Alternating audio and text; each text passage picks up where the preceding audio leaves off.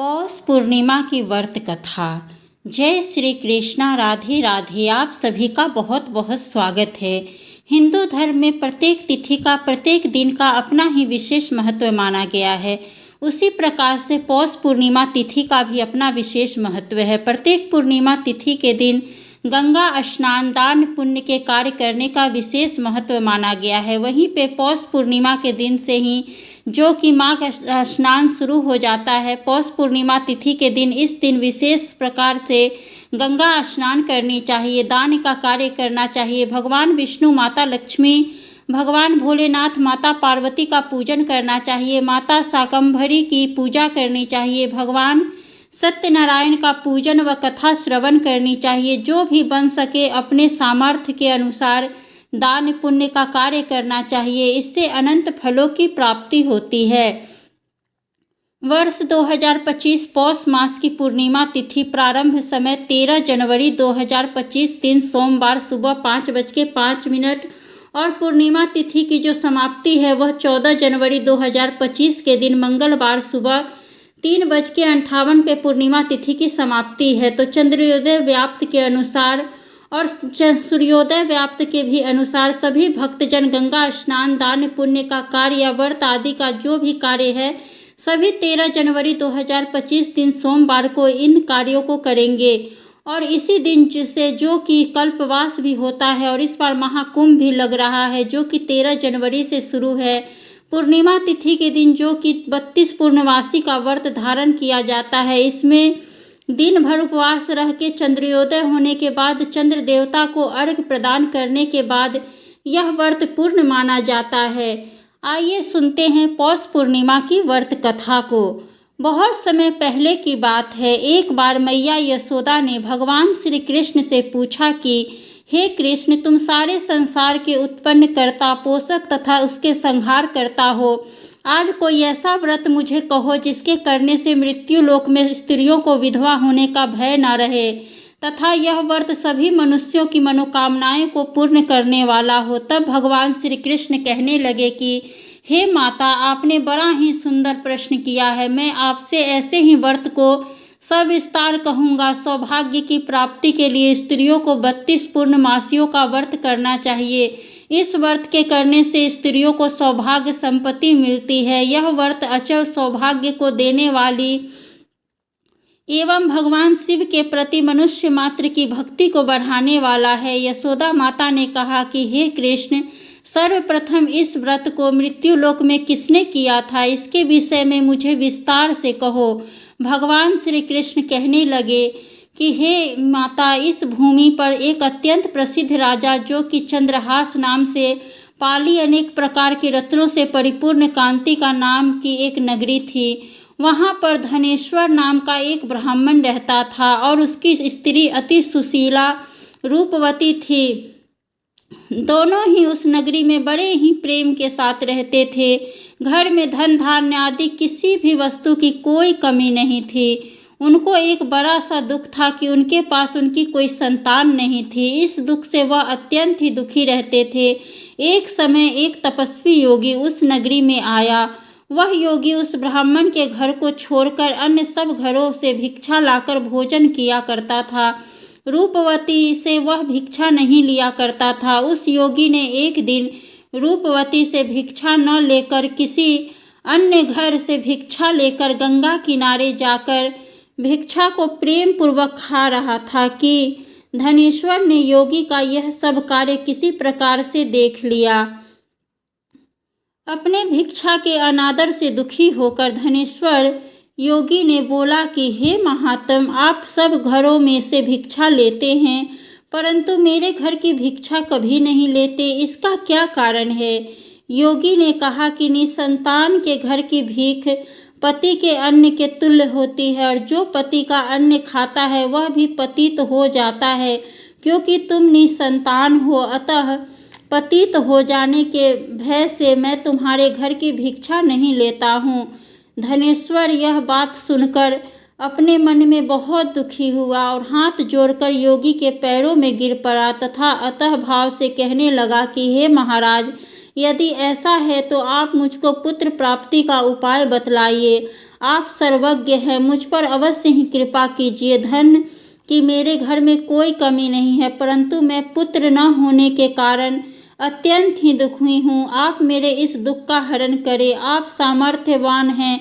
यह सुनकर योगी कहने लगे कि हे ब्राह्मण, तुम चंडी की आराधना करो। घर आकर उसने अपनी स्त्री से सब वृतांत कहा और स्वयं तप के निमित्त वन में चला गया। वन में जाकर उसने चंडी देवी की उपासना की और उपवास किया। चंडी ने सवे दिन उसको स्वप्न में दर्शन दिया और कहा कि हे धनेश्वर, जा, तेरा पुत्र होगा, परंतु वह 16 वर्ष की आयु में ही मृत्यु को प्राप्त हो जाएगा। यदि तुम दोनों स्त्री पुरुष 32 पूर्णमासियों का व्रत विधि पूर्वक करोगे तो वह दीर्घायु होगा। जितनी तुम्हारी सामर्थ्य हो आटे के दिए बनाकर शिव जी का पूजन करना, परंतु पूर्णमासी को 32 हो जानी चाहिए। प्रातः काल होने पर इस स्थान के समीप ही तुम्हें एक आम का वृक्ष दिखाई देगा।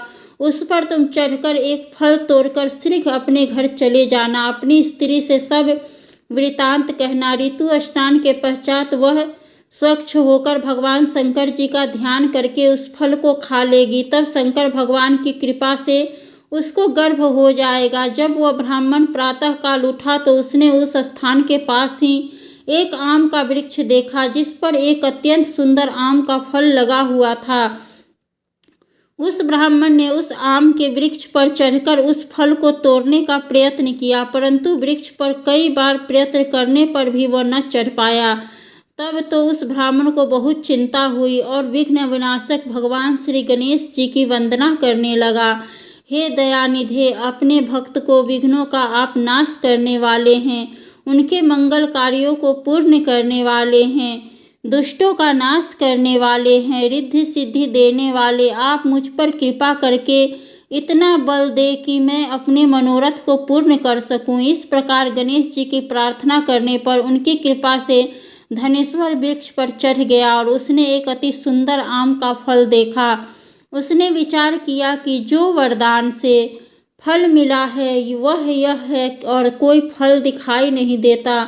उस धनेश्वर ब्राह्मण ने जल्दी से उस फल को तोड़कर अपनी स्त्री को लाकर दिया और उसकी स्त्री ने अपने पति के कथा के अनुसार उस फल को खा लिया और वह गर्भवती हो गई। देवी जी की कृपा से उसे एक अत्यंत ही सुंदर पुत्र उत्पन्न हुआ, जिसका नाम उन्होंने देवीदास रखा। माता पिता के हर्ष और सुख के साथ साथ वह बालक शुक्ल पक्ष की चंद्रमा की भांति अपने पिता के घर में बढ़ने लगा। भवानी की कृपा से वह बालक बहुत ही सुंदर, सुशील और विद्या पढ़ने में बहुत ही निपुण हो गया। दुर्गा जी की आज्ञा अनुसार उसकी माता ने 32 पूर्णमासी का व्रत रखना प्रारंभ कर दिया, जिससे उसका पुत्र बड़ी आयु वाला हो जाए। 1.25 वर्ष लगते ही देवीदास की माता पिता को बड़ी चिंता हो गई कि कहीं उसके पुत्र की इस वर्ष मृत्यु न हो जाए। इसलिए उन्होंने अपने मन में विचार किया कि यदि यह दुर्घटना उसके सामने हो गई तो वह कैसे सहन करेंगे।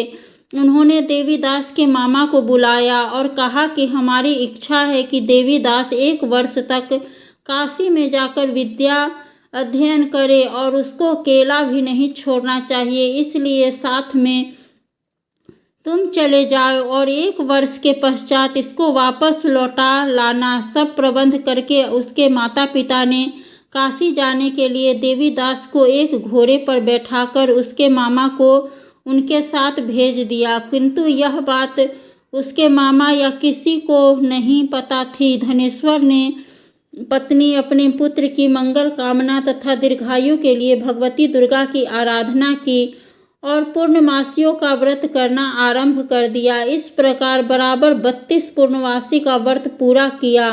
कुछ समय के पश्चात एक दिन वह दोनों मामा और भांजा मार्ग में रात्रि बिताने के लिए किसी ग्राम में ठहरे हुए थे। उस दिन उस गांव में एक ब्राह्मण की अत्यंत ही सुंदर, सुशील व गुणवती कन्या का विवाह होने वाला था। जिस धर्मशाला के अंदर वर और उसकी बारात ठहरी हुई थी, उसी धर्मशाला में देवीदास और उसके मामा भी ठहरे हुए थे।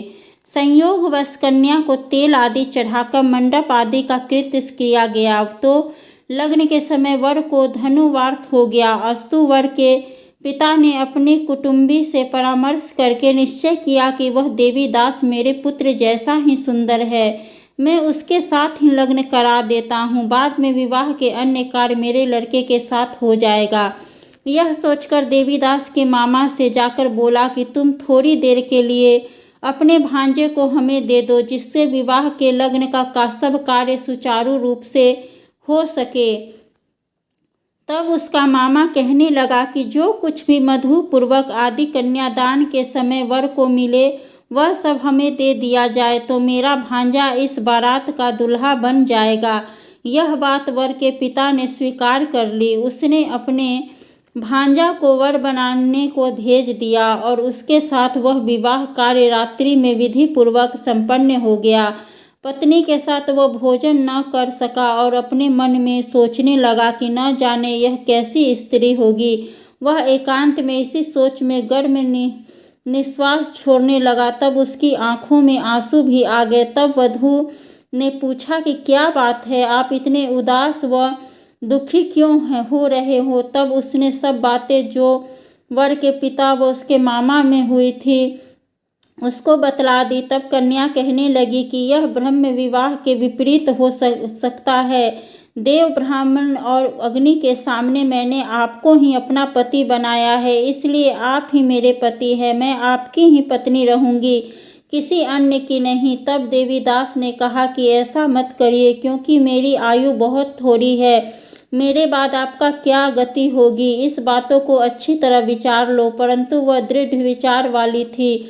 बोली कि जो आपकी गति होगी वही मेरी गति होगी। हे स्वामी, आप उठिए और भोजन करिए, आप निश्चय ही भूखे होंगे। इसके बाद देवीदास और उसकी पत्नी दोनों ने भोजन किया तथा शेष रात्रि को सोते समय प्रातःकाल देवीदास ने अपनी पत्नी को 3 नगों से जड़ी हुई एक अंगूठी दी, एक रुमाल दिया और बोला कि हे प्रिय, इसे ले लो और संकेत समझकर स्थिर चित्त हो जाओ। मेरा मरण और जीवन जानने के लिए एक पुष्प वाटिका बना लो, उसमें सुगंधि वाले एक नव मल्लिका लगा लो, उसको प्रतिदिन जल से सींचा करो और आनंद के साथ खेलो कूदो तथा उत्सव मनाओ। जिस समय और जिस दिन मेरा प्रणात होगा यह फूल सूख जाएंगे और जब यह फिर हरे हो जाए तो जान लेना कि मैं जीवित हूँ। यह बात निश्चय करके समझ लेना, इसमें कोई संशय नहीं। यह समझाकर वह चला गया। प्रातः काल होते ही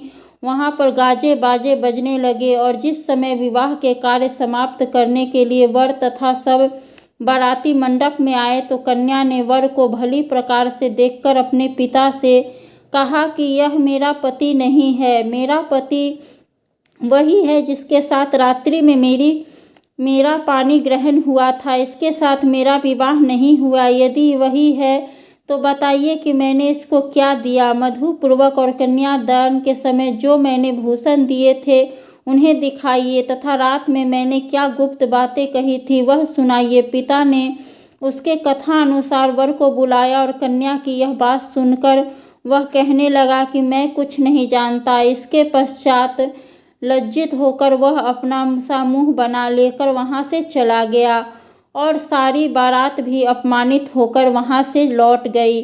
भगवान श्री कृष्ण बोले कि हे माता, इस प्रकार देवीदास काशी विद्या अध्ययन के लिए चला गया। जब कुछ समय बीत गया तो काल से प्रेरित होकर एक सर्प रात्रि के समय उसको डसने के लिए वहाँ पर आया।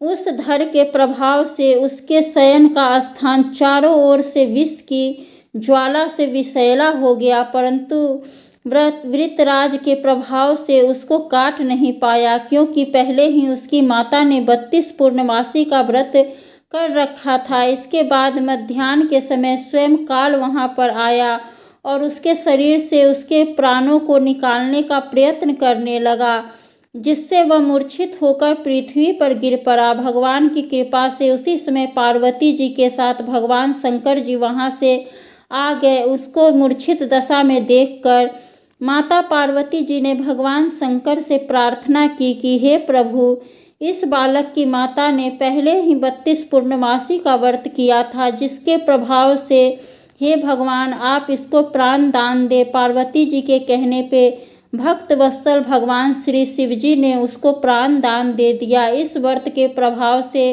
काल को पीछे हटना पड़ा और देवी दास स्वस्थ होकर बैठ गया। उधर उसकी स्त्री उसके काल की प्रतीक्षा किया करती थी।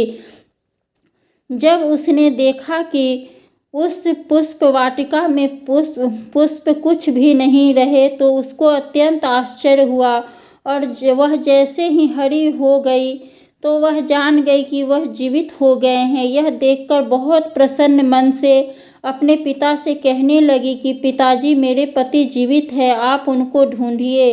जब 1.25 वर्ष व्यतीत हो गया तो देवीदास भी अपने मामा के साथ काशी से चल दिया। इधर उसे उसके ससुर ढूंढने के लिए अपने घर से जाने वाले थे। वह दोनों मामा भांजा वहां पर उसी समय आ गए। उसको आया देखकर उसका ससुर बड़ा ही प्रसन्नता के साथ अपने घर में उसे ले आया। उस समय नगर के निवासी भी वहां पर इकट्ठे हो गए और सबने निश्चय किया कि अवश्य ही इस बालक के साथ इस कन्या का विवाह हुआ था। उस बालक को जब कन्या ने देखा तो वह पहचान ली और कहा कि यह तो वही है जो संकेत करके गए थे। तदुपरांत सभी कहने लगे कि भला हुआ जो यह आ गया और सब नगरवासी ने आनंद मनाया। कुछ दिन के बाद देवीदास अपनी पत्नी और मामा के साथ अपने ससुर के घर से बहुत सा उपहार आदि लेकर अपने घर के लिए प्रस्थान किया। जब वह अपने गांव के निकट आ गया तो कई लोगों ने उसको देखकर उसके माता पिता को पहले ही जाकर सारी खबर बता दी। तुम्हारा पुत्र देवीदास अपनी पत्नी और मामा के सहित आ रहा है। ऐसा समाचार सुनकर पहले तो उन्हें विश्वास ही नहीं हुआ, किंतु जब और लोगों ने भी आकर उनकी बात का समर्थन किया तो उनको बड़ा ही आश्चर्य हुआ। लेकिन थोड़ी देर में ही देवीदास ने आकर अपने माता पिता के चरणों में अपना सिर रखकर उन्हें प्रणाम किया और उसकी पत्नी ने अपने सास व ससुर के चरणों को स्पर्श किया तो माता पिता ने अपने पुत्र और पुत्रवधू को अपने हृदय से लगा लिया और दोनों की आंखों में प्रेम सर बहने लगे। अपने पुत्र और पुत्रवधू के आने की खुशी में धनेश्वर ने बड़ी भारी उत्सव किया और ब्राह्मणों को भी बहुत सी दान और दक्षिणा देकर ब्राह्मणों को संतुष्ट किया, उन्हें प्रसन्न किया। भगवान श्री कृष्ण जी कहने लगे कि इस प्रकार धनेश्वर 32 पूर्णमासियों के व्रत के प्रभाव से पुत्रवान हो गया। जो भी स्त्रियां इस व्रत को करती है वे जन्म जन्मांतर में वैवध्य का दुख नहीं भोगती और सदैव सौभाग्यवती रहती है। यह मेरा वचन है, इसमें कोई भी संदेह नहीं है। यह व्रत पुत्रों को देने वाला तथा संपूर्ण मनोकामनाओं को पूर्ण करने वाला है। 32 वासियों के व्रत करने से व्रती की सभी इच्छाएं भगवान शिव जी की कृपा से पूर्ण हो जाती है। तो सब बोलो जय भगवान भोलेनाथ की जय, माता पार्वती की जय। चैनल पे अगर आप पहली बार आए हैं तो चैनल को लाल बटन दबा करके सब्सक्राइब करें, साथ में बेल आइकन घंटी को दबाएं ताकि आने वाली वीडियो का नोटिफिकेशन आपको समय से मिलता रहे। तो प्रेम से सब बोलिए भगवान विष्णु की जय, माता लक्ष्मी की जय, जय भगवान श्री कृष्ण की जय।